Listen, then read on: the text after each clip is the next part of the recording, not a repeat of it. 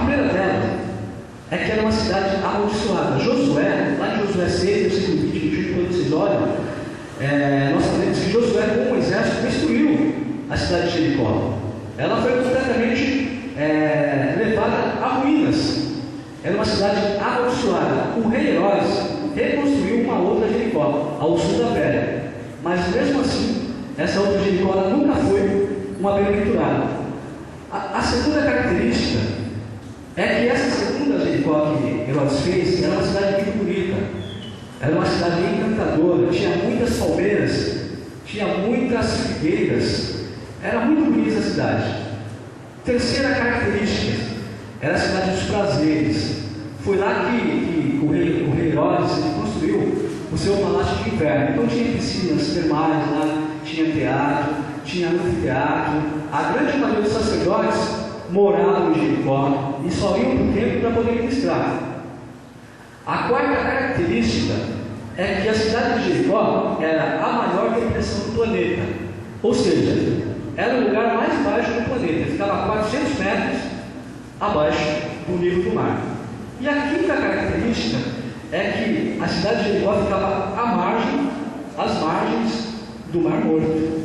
E o Mar Morto, eu sei que vocês sabem disso, ele na verdade é um grande lago de sal.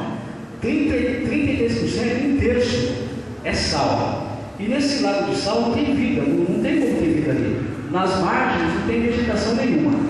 Então, irmãos, foi nessa cidade, com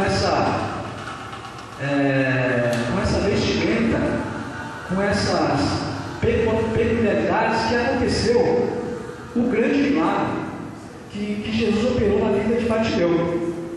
E agora então, Jesus começa a passar pela cidade de Jericó, dirigindo para Jerusalém. E um cego, um mendigo, uma pessoa esfarrapada, começa a importunar a multidão, começa a gritar: Jesus, filho de Davi, tenha compaixão de mim.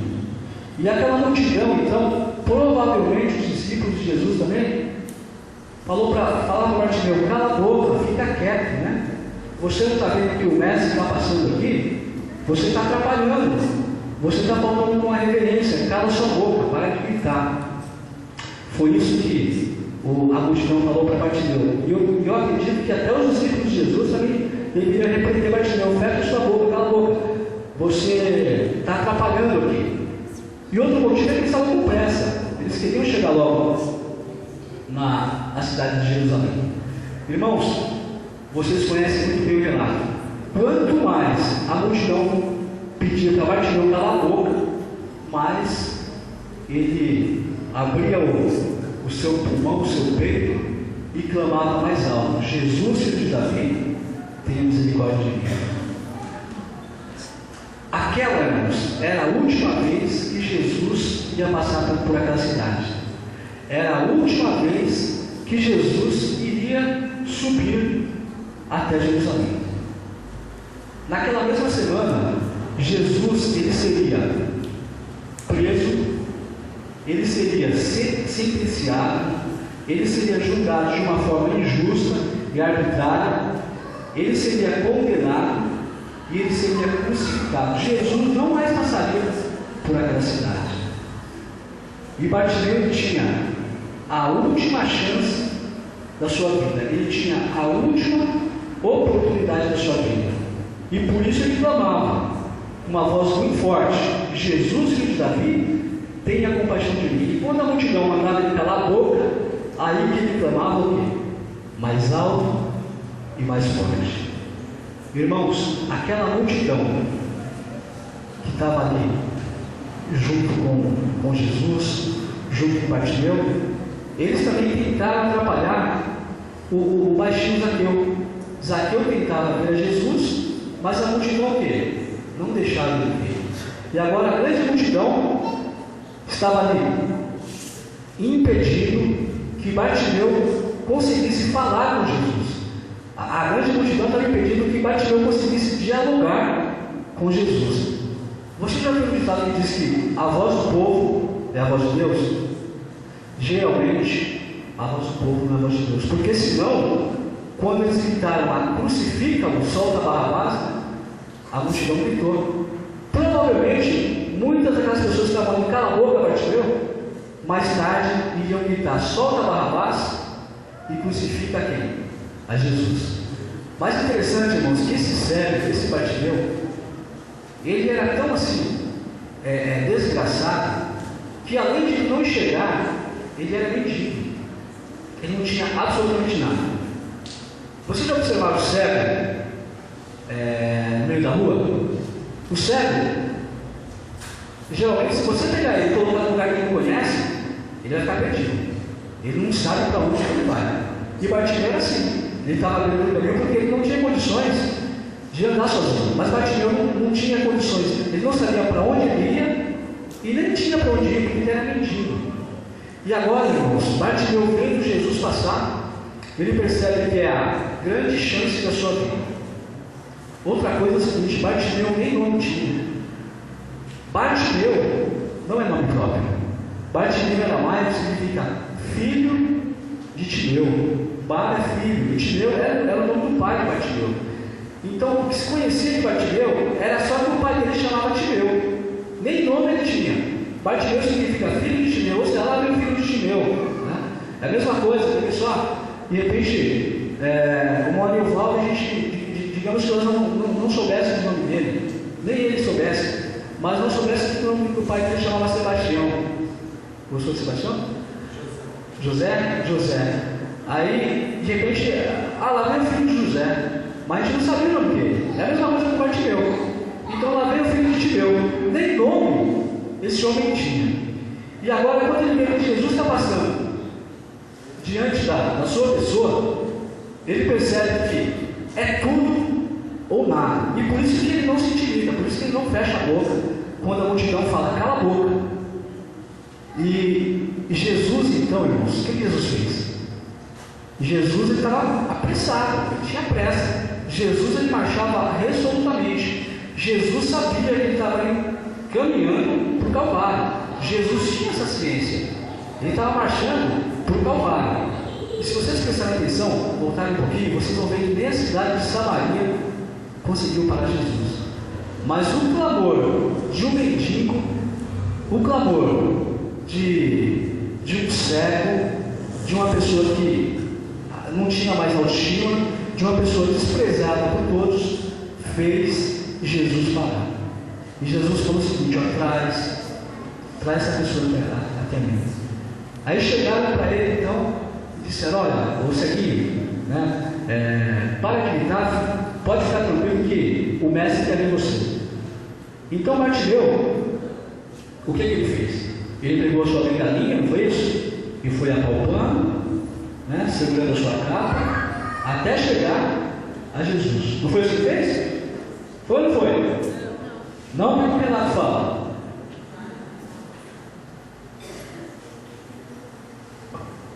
O que Bartimeu fez? Ele pegou a sua capa, jogou para o lado e num salto ele foi dentro de Jesus. A capa de Bartimeu, irmãos, era a coisa mais importante que Bartimeu tinha. Bartimeu só tinha a sua capa. Ele não tinha mais nada. A capa de Bartimeu era a roupa de Bartimeu. A capa de Bartimeu era a cama de Bartimeu. Era a capa de Bartimeu que protegia Bartimeu da poeira do deserto durante um dia. Era a capa de Bartimeu que protegia ele não morrer congelado num frio muito intenso que tinha naquele lugar. Então, a capa de Bartimeu era assim preciosa para ele. Mas quando ele foi saber que Jesus queria falar com ele, ele jogou o que era mais precioso para ele de lado, deu um salto e foi ter com Jesus. Bartimeu, ele demonstrou pressa. Muitas vezes, irmãos, quando nós ouvimos a voz de Jesus falando conosco, o que nós falamos para ele? Olha, espera eu terminar a faculdade. Quando eu terminar a faculdade, aí sim eu vou pegar filho na igreja. Não, espera que eu tenho que acabar a minha casa. Não, espera que eu tenho que arrumar um emprego melhor. Não, eu tenho que fazer isso, eu tenho que fazer aquilo. Então muitas vezes vocês, muitas vezes nós, ao ouvirmos o chamado de Jesus, nós que enxergamos, né? Enxergamos bem, nós não vamos de imediato, não, espera um pouquinho, estou fazendo outra coisa, depois eu vou fazer seu trabalho, né? Agora não dá, depois eu vou. Mas Bartimeu fez diferente. Bartimeu jogou a capa de lado e num salto foi ter com Jesus. Sabe por que Bartimeu jogou a capa de lado? Porque Bartimeu queria ter certeza que ele não queria nada para atrapalhar o encontro com Jesus. E muitas vezes, irmãos, para nós termos um diálogo com Jesus, uma entrevista com Jesus, nós temos que abdicar de alguma coisa que é muito preciosa para a gente. Da mesma forma que a capa era preciosa para Bartimeu e ele jogou ela de lado, muitas vezes para nós manter um diálogo com Jesus é preciso que nós joguemos fora de lado alguma coisa que para nós é muito importante. Mas para Bartimeu, mais importante ainda era falar com Jesus. Outra coisa que é interessante é que Bartimeu ele mudou a teoria da pessoa que é cega, né? Ele transcendeu a psicologia dos cegos. Como eu falei para vocês, eu nunca vi um cego saltando por aí. Você viu um cego saltando? Você vê o cego apalpando com a bengala, ou apalpando com a mão, né? O mais lógico seria que Bartimeu fosse o quê? Apalpando até chegar até Jesus, mas ele saltou, ele deu um salto e foi falar com Jesus. Você já ouviu falar de um cientista famoso chamado Kierkegaard? Já ouviu falar? Ele é o pai do existencialismo moderno. E ele, falando da fé, ele fala o seguinte: a fé para mim nada mais é do que um salto no escuro. Ele não é uma pessoa ateu, uma pessoa respeitadíssima, né? No meio científico. Irmão, mas para Bartimeu, a fé era um salto nos braços de quem? De Jesus. Então Bartimeu, ele demonstra ali fé. E agora Bartimeu está cara a cara com Jesus. Cara a cara com Jesus. E Jesus só não pergunta para Bartimeu. Era como se Jesus chegasse agora e perguntasse para Célia. Já pensou, Célia, se Jesus fizesse uma pergunta para você agora? Célia, o que você quer que eu faça na sua vida? O que você ia responder para ele? Jesus, essa pergunta para Bartimeu: o que você quer que eu faça por você? O que você quer de mim? Aí Bartimeu podia pedir uma esmola para Jesus, podia pedir uma ajuda para Jesus, né? Afinal de contas, ele está pedindo esmola. Mas Bartimeu sabia exatamente o que ele queria. Bartimeu falou assim: olha, eu quero enxergar. É isso que eu quero. Eu quero enxergar. E o que Jesus falou? Vai, a tua fé salvou.